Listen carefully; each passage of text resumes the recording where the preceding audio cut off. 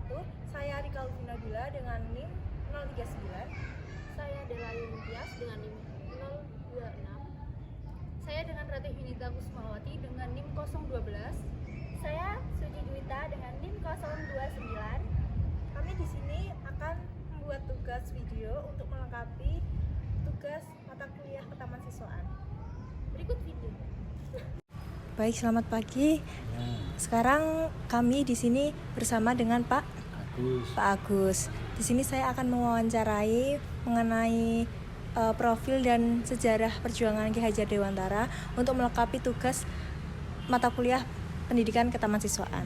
Oke, yang pertama kali saya akan menanyakan tentang profil dari Ki Hajar Dewantara. Silakan. Ya, Ki Hajar Dewantara. Ya, tadi asal usul beliau itu dari kalangan Istana Puro Pakualaman. Jadi memang beliau seorang bangsawan, turunan bangsawan dari Puro Pakualaman, atau tepatnya itu cucu Pakualam ketiga. Ayah anda bernama Suryaningrat. Ya, jadi itu sebagai putra dari PA ketiga Suryaningrat, kemudian melahirkan Ki Hajar yang sebelum itu namanya adalah Raden Mas Suwardi Suryaningrat. Ya, itu asal usul beliau dari kalangan bangsawan Puro Pakualaman atau Istana Pakualaman. Kemudian riwayat pendidikan, masa kecil beliau ya mengenyam pendidikan tapi sekolah di sekolah Belanda, ya. Itu saya contohkan beberapa sekolah yang telah beliau tempuh itu di ELS, itu sekolah milik Belanda memang. Kemudian sempat juga mengenyam pendidikan pesantren dan ELS, kemudian diteruskan menjadi di Mulo Quick School atau semacam sekolah khusus guru, ya. Itu kemudian terakhir itu di Stovia, kalau Stovia ini di Jakarta. Nah, itu sekolah dokter Jawa, itu jurusan dokter walaupun tidak lulus. Nah, itu setelah itu tidak lulus ya, karena tidak lulus ya artinya ya riwayat pendidikannya terhenti sampai situ di Stovia itu. Kemudian kegiatan beliau semasa muda yaitu aktif di berbagai organisasi massa, ya, dari ormas yang pernah beliau ikuti yaitu Budi Utomo itu tahun 1908. Kemudian ada Perhimpunan Indonesia, kemudian ada Sarekat Islam. Nah, itu Ki Hajar aktif di situ.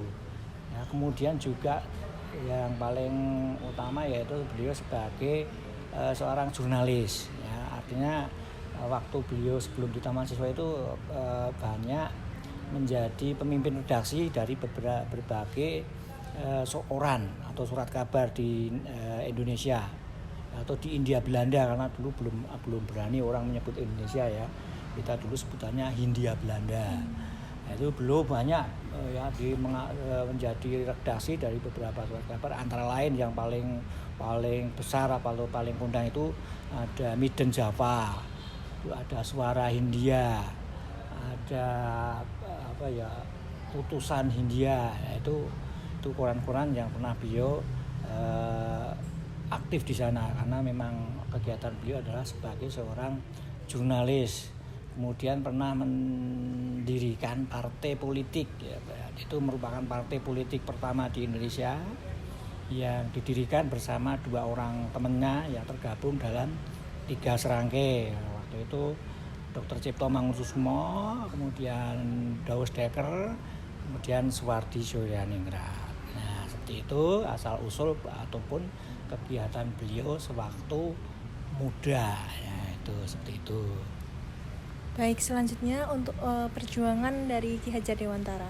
Ya, perjuangannya yaitu ya diawali dari beliau sebagai seorang jurnalis, ya, kemudian berpindah haluan ketika itu dengan mendirikan Taman Siswa pada tanggal 3 Juli 1922, mendirikan Sekolah Nasional Taman Siswa, ya, didasari oleh pemikiran dari kondisi bangsa Indonesia yang dimana rakyatnya belum bisa mengenyam pendidikan secara bebas.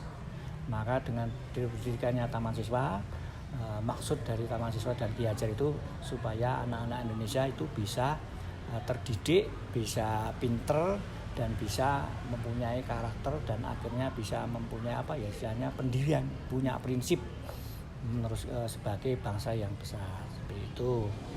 Kemudian Taman Siswa ini konsepnya kan konsep sekolah nasional ya, yang digagas oleh Ki Hajar Dewantara. Itu artinya memang jika boleh dikatakan cikal bakal sekolah negeri ya, karena waktu itu sekolah-sekolah ya dimonopoli oleh sekolah-sekolah milik pemerintah Belanda.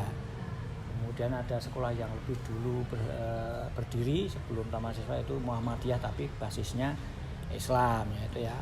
Baru sekolah Taman Siswa yang menyatakan diri sebagai sekolah nasional dengan sistem pendidikan yang mengutamakan pendidikan supaya anak-anaknya itu berkarakter dan berbudi pekerti. Ya, seperti itu demikian riwayatnya. Baik, terima kasih Pak atas jawaban dari pertanyaan saya.